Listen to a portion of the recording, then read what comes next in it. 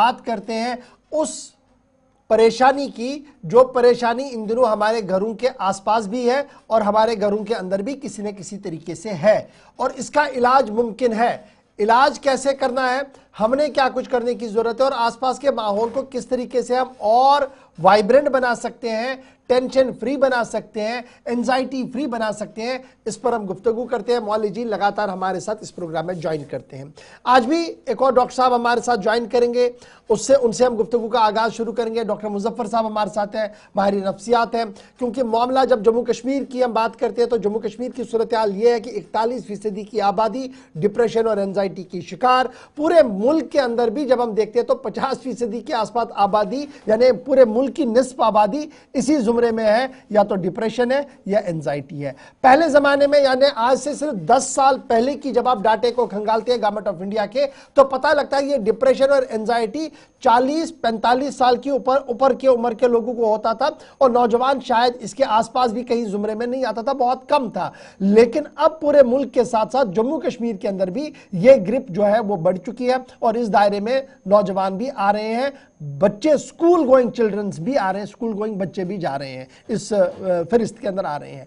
और वजह यह है कि हमारी जो जिंदगियां हैं ये इतनी स्ट्रेसफुल बनी है, जिसकी वजह से अब इस मर्ज पर गुफ्तगू खुलकर करना बहुत ज्यादा जरूरी बना है। कल तक शायद ही हमारे घरों में डिप्रेशन एंजाइटी के बारे में बात होती थी, इसको और किसी नाम से जाना जाता था, लेकिन अब जितना साइंस ने तरक्की की और जितने मुआलिजीन खुलकर बात कर रहे हैं, उससे राहत यह है कि अब आहिस्ता आहिस्ता करके इस मर्ज में बच्चे ना पड़े, उसके लिए तदबीर करने की कोशिश की जा रही है, नौजवान इससे बाहर आए, माहौल को उस तरीके के बनाने की कोशिश की जा रही है। उसमें सबसे बड़ा रोल जो है वो वालिदैन, आसपास के फैमिली का और साथ साथ इन मुआलिजीन का है, जिन्हें हम इस प्रोग्राम में दावत देते हैं। बहुत बहुत शुक्रिया और डॉक्टर मुजफ्फर साहब ज्वाइन करने के लिए।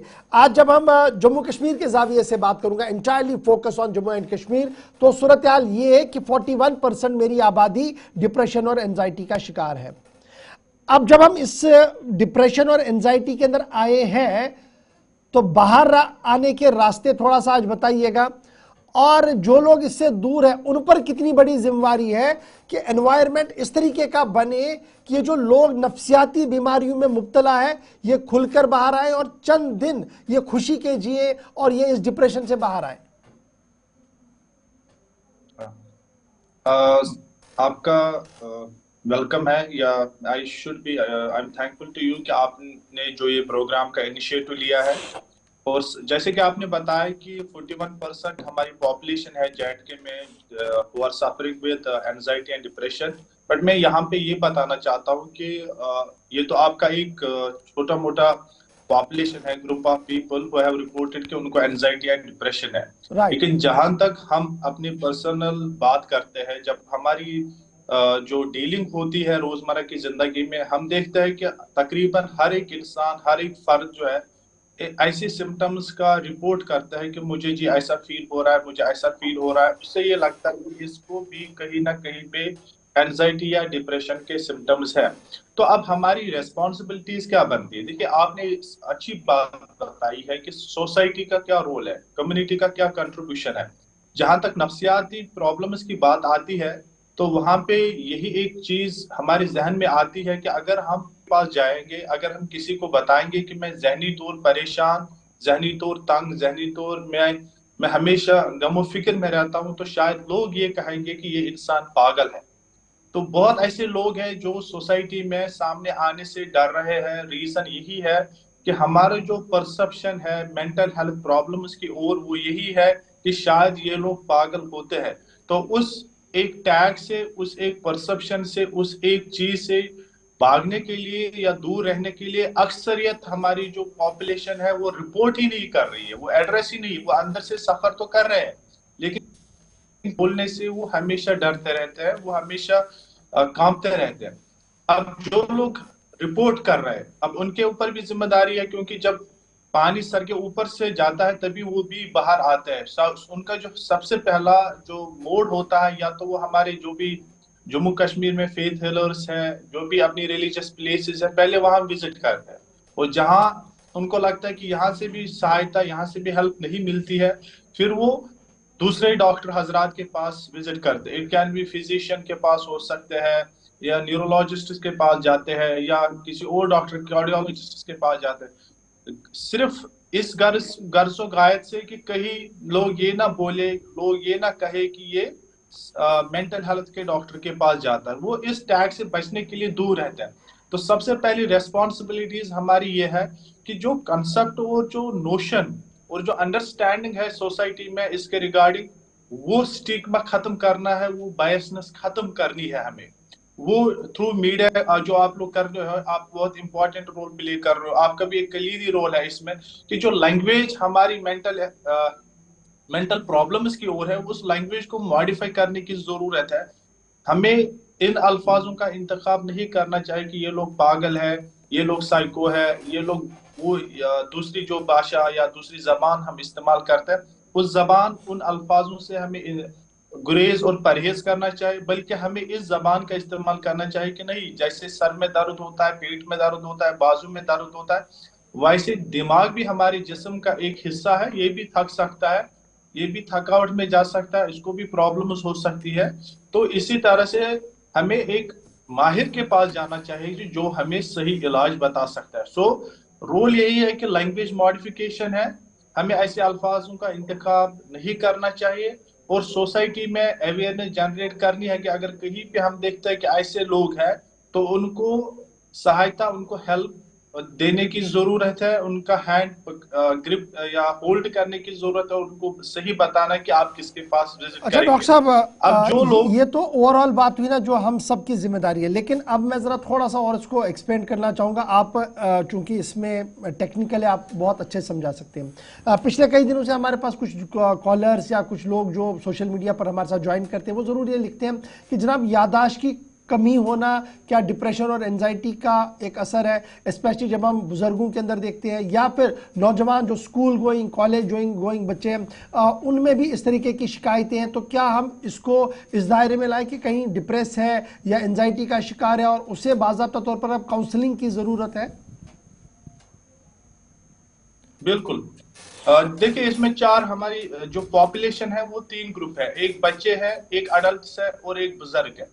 बच्चों को भी फॉरगेटिंग होती है, भूलने की प्रॉब्लम उनको भी है, भूलने की दिक्कत उनको भी है। तो जो वजह हम देखते हैं, वजह कभी तनाव भी होता है, नॉर्मल स्ट्रेस भी होता है, वजह कभी डिप्रेशन भी होती है, वजह कभी एंजाइटी भी होती है। इसलिए क्योंकि उनका दिमाग जो है सही वे में फोकस नहीं कर पा रहा है, उनका दिमाग या तो पास्ट में बिजी होता है, या तो उनका दिमाग फ्यूचर में बिजी होता है। डिप्रेशन वाले लोगों का हमेशा जो दिमाग होता है वो पास्ट की जो गलतियां हैं, जो गिल्ट है, जो रिग्रेट है, जो पछतावा है, उसमें वो हमेशा वो गुम होते रहते हैं। इसलिए वो जो चीजें हैं वो याद नहीं रह पाती। और जो एंजाइटी वाले लोग हैं, वो फ्यूचर के बारे में उनको वो खौफ, वो इस्तिराब, वो तजब्जुब होता है, इसलिए वो प्रेजेंट पे फोकस नहीं कर पाते। वो भी एक वजह बनती है कि चीजें भूल जाती है। तीसरा, जहाँ पे नॉर्मल स्ट्रेस है, ये हमें भी होता है, ये हर एक इंसान को होता है, लेकिन जिस इंसान को स्ट्रेस को हैंडल करना नहीं आता है, वहां पे एक फैक्टर बनता है कि भूलने की बीमारी हो जाती है।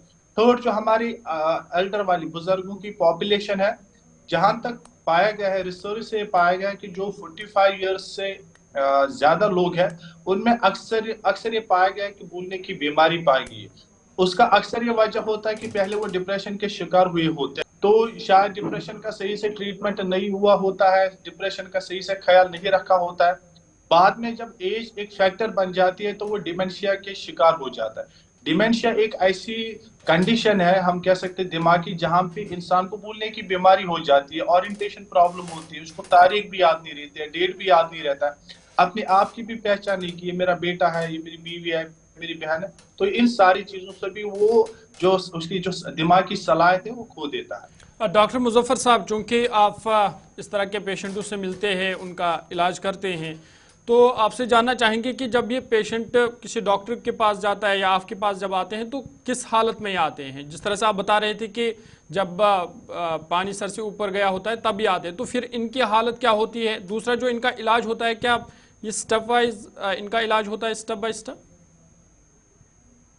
हाँ, देखिए, जब हमारे पास पेशेंट आता है, मैंने वही कहा कि वो पेशेंट पहले वो पीर साहब के पास भी गया होता है, वो पंडित जी के पास भी गया होता है, वो मंदिर भी गया होता है, मस्जिद भी गया होता है, दरगाह भी गया होता है, वो सबके पास पहले गया होता है। सेकंड स्टेप पे वो वही है जो फिजिशियन, कार्डियोलॉजिस्ट, न्यूरोलॉजिस्ट है, वहां से भी फेल हुआ होता है। तो हमारे पास जब पेशेंट आता है वो थका हुआ होता है, वो होपलेस, मायूस और नाउम्मीदी ने उसके ऊपर एक गृह ऐसी पकड़ी हुई होती है, उसको लगता है कि शायद अब मैं इस बीमारी से बाहर नहीं आऊंगा। अब जब हमारे पास आता है तो पेशेंट ऑलरेडी बहुत वल्नरेबल होता है, पेशेंट बहुत बुरी कंडीशन में होता है। तो सबसे पहला जो कलीदी रोल एज ए माहिर नफ्सियात होता है कि ऐसे मरीजों को पहले हम दवाई देता है, कि दवाई जो होता है साइकेट्रिस्ट प्रिस्क्राइब करता है छोटे डोसेज से। पहले रेजिस्टेंस स्टेबिलिटी जब आती है तो वो डोसेज बढ़ देता है। लेकिन यहाँ पर भी जो हमारे पेशेंट्स है वो एक गलती करते हैं, उनको लगता है कि शायद मैं 2-3 दिन में ठीक हो जाऊंगा। वो क्या करता है कि कभी 10 दिन, कभी 15 दिन, 1 महीना दवा खा लेते हैं, फिर छोड़ देते हैं। छोड़ने से उनकी दवा जो कंडीशन होती है वो और भी वर्स होती है और कॉम्प्लिकेटेड होती है। उनको लगता है कि शायद मैं और बीमार हो गया। तो सबसे पहले उनके लिए यही है कि जो ट्रीटमेंट है, दवाई जो है कंटिन्यूअसली कोर्स होता है, वो आप कंटिन्यूअसली कर लीजिए। सेकंडली ये है कि साइकोथेरेपीज और काउंसलिंग का बहुत ज्यादा कलीदी रोल होता है। देखिए, मैं आपको ये बताऊंगा कि हर जहनी बीमारी, हर जहनी दिक्कत, हर जहनी जो हमारे कह सकते हैं सलाहियत है, जो काम अच्छे से नहीं कर सकती है, ये हम नहीं कह सकते कि ये कोई मेंटल प्रॉब्लम है या बायोलॉजिकल प्रॉब्लम है। कभी कुछ प्रॉब्लम्स भी होती है लाइफ में जो अनरिजॉल्व्ड होती है, कभी कुछ सिचुएशंस ऐसी होती है जिनका कोई समाधान, सोल्यूशन नहीं निकला होता है, वो हमने एज ए सप्रेस किया होता है, अंदर ही रखा होता है, और उन्हीं फीलिंग्स, इमोशंस और थॉट्स के साथ हम जीते रहते हैं। बेस्ट है कि आप माहिर नफ्स जो क्लिनिकल साइकोलॉजिस्ट है, आप उनके पास जाइए, उनके साथ अपने थॉट्स, इमोशंस, अपनी फीलिंग्स आप जब एक्सप्रेस करेंगे तभी वो आपको बता देंगे कि बेस्ट वे क्या है इस चीज से बाहर आने के लिए, बेस्ट कोपिंग मैकेनिज्म क्या है इससे बाहर आने के लिए। लेकिन अनफॉर्चुनेटली ये देखा गया कि हमारे कश्मीर में जब ऐसे लोग बीमार होते हैं तो उनका जो कोपिंग मैकेनिज्म होता है वो ड्रग होता है। उनको लगता है कि शायद ड्रग्स लेने से, चर्स, वीड, अल्कोहल और भी कोई ड्रग लेने से शायद मेरी जहनी प्रॉब्लम रिजॉल्व हो जाएगी। इन सारी चीजों से प्रॉब्लम्स रिजॉल्व नहीं होती है, बल्कि वो और कॉम्प्लिकेटेड और होती है। एक दरवाजा इसलिए खोल देती है अपने लिए। क्लिनिकल साइकोलॉजिस्ट के पास विजिट करें, वो आपको एक हेल्दी वे ओके डॉक्टर साहब, एक लास्ट क्वेश्चन, आपका वक्त बड़ा कीमती है इसलिए मैं एक लास्ट चीज आपसे कुछ जानना चाहूंगा, बड़ा इंपॉर्टेंट मेरे लिए ये है। वो ये है कि जब हम इन तमाम सिचुएशंस के अंदर देखते हैं, ये जो हम अभी टेक्नोलॉजी का दौरा है, हर घर में 5-5, 6-6 मोबाइल है, गैजेट्स है, और हर कोई अपने अपने कमरे में, अपने अपने कोने में बैठकर चैटिंग में और 10 तरह की चीज़ों में लगा रहता है, और जो ये सोशल इंटरेक्शन हुआ करती थी वो ख़त्म हो गई है, ऑलमोस्ट ज़ीरो हो गई है। क्या ये एक बुनियादी वजह है हमारे आज के दिन में कि ये सोशल इंटरेक्शन हमारे घरों में ख़त्म होना, सोशल इंटरेक्शन हमारी मजहबी मकामात पर ख़त्म होना, शादी ब्याहों में भी हम देखते हैं टेंट में बैठे रहते तो हर कोई अपने अपने में रहता है, और वो सोशल इंटरेक्शन ख़त्म होने की वजह से भी हम बहुत दूर चले गए और ये डिप्रेशन, एंजाइटी हर तरफ से हमें नज़र आ रही है? बिल्कुल बिल्कुल सही वजह फरमाया आपने। इसमें भी मैं आपको कहूंगा कि जो आपने बताया कि आजकल हम टेक्नोलॉजी का जो इस्तेमाल करते हैं, टेक्नोलॉजी का एक सोर्स लेते हैं खुश रहने के लिए, इस पे जो मनफी असरात हमारी पॉपुलेशन के ऊपर पड़ते हैं, उसमें दो पॉपुलेशन की किस्में के बच्चे सबसे ज्यादा, मैं कह सकता हूं कि जितना हम खौफ और तरद्दुद में थे कोविड के दौरान कि तेजी से फैले, उसी से लिहाज से मैं आपको कहूंगा कि जो बच्चों में आजकल प्रॉब्लम्स है मोबाइल के इस्तेमाल से, वो उससे भी ज्यादा है। बच्चों में बोलने की सलाहियत चली जाती है, बच्चों में ध्यान देने की सलाहियत चली जाती है, बच्चों का नर्वस सिस्टम, उनका माइंड पूरा इफेक्ट होता है, सोचने समझने की, काम करने की सारी सलाहियतें खत्म हो जाती है बच्चों में। उसको हम बोलते हैं आजकल वर्चुअल ऑटिज्म होता है, कि जो एक डिसेबिलिटी की ओर लेके जाता है। उससे बड़े जो पॉपुलेशन है उनको एंजाइटी होती है, डिप्रेशन हो जाता है।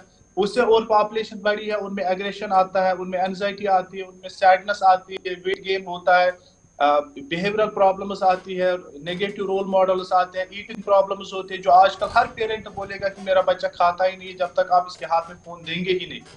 ऐसे ऐसे बहुत, और इमोशनल बिहेवियरल प्रॉब्लम्स, आपके आंखें खराब हो जाती है, सीजर्स आ जाते हैं, कार्डियोलॉजिकल प्रॉब्लम्स आते हैं, और थ्रू करंट रिसर्च से यह पाया गया कि अब्रॉड में कि जो बच्चे फोन का इस्तेमाल करते हैं ज्यादा, अमेरिका में ये पाया गया कि उनमें अक्सर ब्रेन ट्यूमर्स के शिकार हो गए हैं because of excessive usage of phone. उनका ब्रेन वो जो हम कह सकते हैं 5G जो है उनका वो टॉलरेंस नहीं ले पाए।